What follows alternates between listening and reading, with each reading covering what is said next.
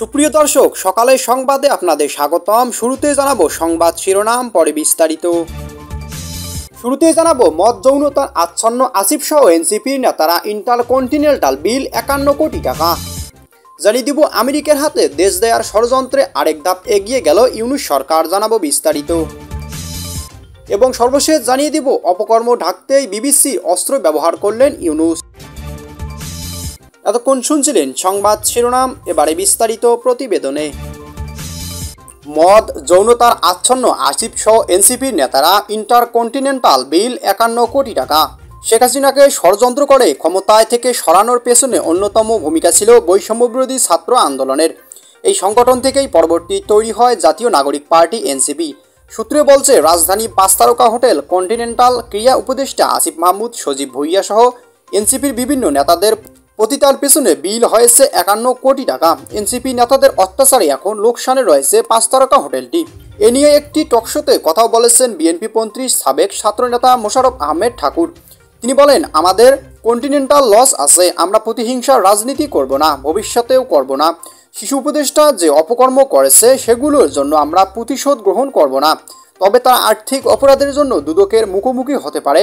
যার 5 বিঘা জমি নাই তার দাদা নাকি জমিদার। বিভিন্ন অনিয়মের অভিযোগ বৈষম্যবিরোধী ছাত্র আন্দোলনের। প্ল্যাটফর্ম থেকে পদত্যাগ করছেন সংগঠনটির মুখপাত্র উমামা ফাতেমা। সামাজিক যোগাযোগ মাধ্যমে তিনি বলেন, প্ল্যাটফর্মের মুখপাত্র হিসেবে যাওয়ার পরেই টের পাই সংস্কার, জুলাই, শহীদ আহত এবং মুখের বুলি মাত্র।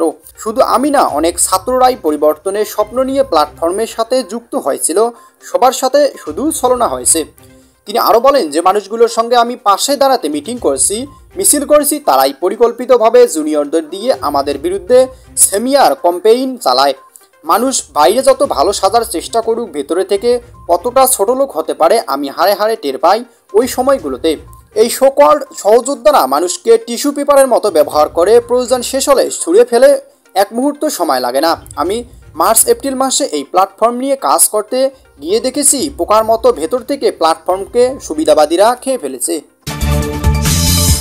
এদিকে আমেরিকার হাতে দেশ দেয়ার ষড়যন্ত্রে আরেক ধাপ এগিয়ে গেল ইউনূস। বাংলাদেশে 3 বছরের জন্য জাতিসংঘের মানবাধিকার বিষয়ক হাইকমিশনারের কার্যালয়ে একটি মিশন স্থাপনের প্রস্তাব চূড়ান্ত অনুমোদন পেয়েছে উপদেষ্টা পরিষদের 33তম বৈঠকে।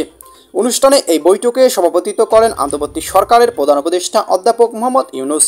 এই অনুমোদনকে কেন্দ্র করে রাজনৈতিক বিশ্লেষক ও বিভিন্ন গোষ্ঠীর আশঙ্কা প্রকাশ করছে যে এটি দেশের সার্বভৌমত্বকে খর্ব করে মার্কিন স্বার্থ বাস্তবায়নের একটি ধাপ।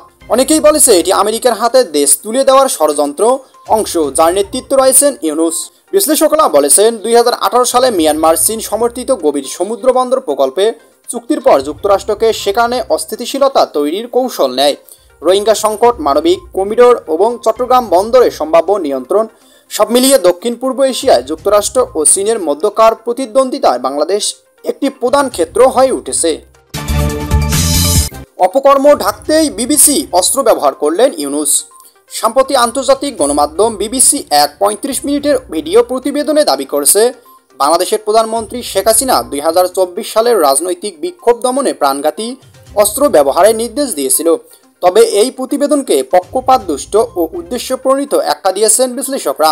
প্রতিবেদনের মূল ভিত্তি একটি মাত্র 18 সেকেন্ডের অডিও ক্লিপ, যার প্রেক্ষাপট কিংবা প্রাপক স্পষ্ট নয়।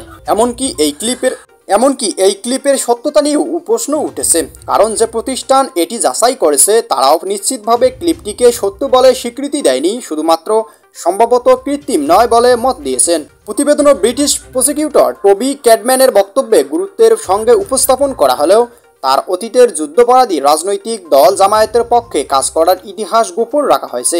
একই সঙ্গে প্রধানমন্ত্রী শেখ হাসিনার ভাষণকে খণ্ডিতভাবে তুলে ধরা হয়েছে এবং আন্দোলনের সময়কার সহিংসতা, পুলিশ হত্যা, ভাঙচুর সহ অন্যান্য প্রেক্ষাপট উপেক্ষিত হয়েছে। বিশ্লেষকদের মতে এই প্রতিবেদন এমন এক সময় প্রকাশ করা হয়েছে যখন দেশের অর্থনৈতিক, সামাজিক এবং আইনশৃঙ্খলা জনিত চরম সংকটে চলেছে। 2 দিন আগেই যুক্তরাষ্ট্র বাংলাদেশি পণ্যের উপর 35% শুল্ক আরোপের ঘোষণা দিয়েছে, যা দেশীয় রপ্তানি খাতে বড় ধাক্কা হিসাবে দেখা যাচ্ছে।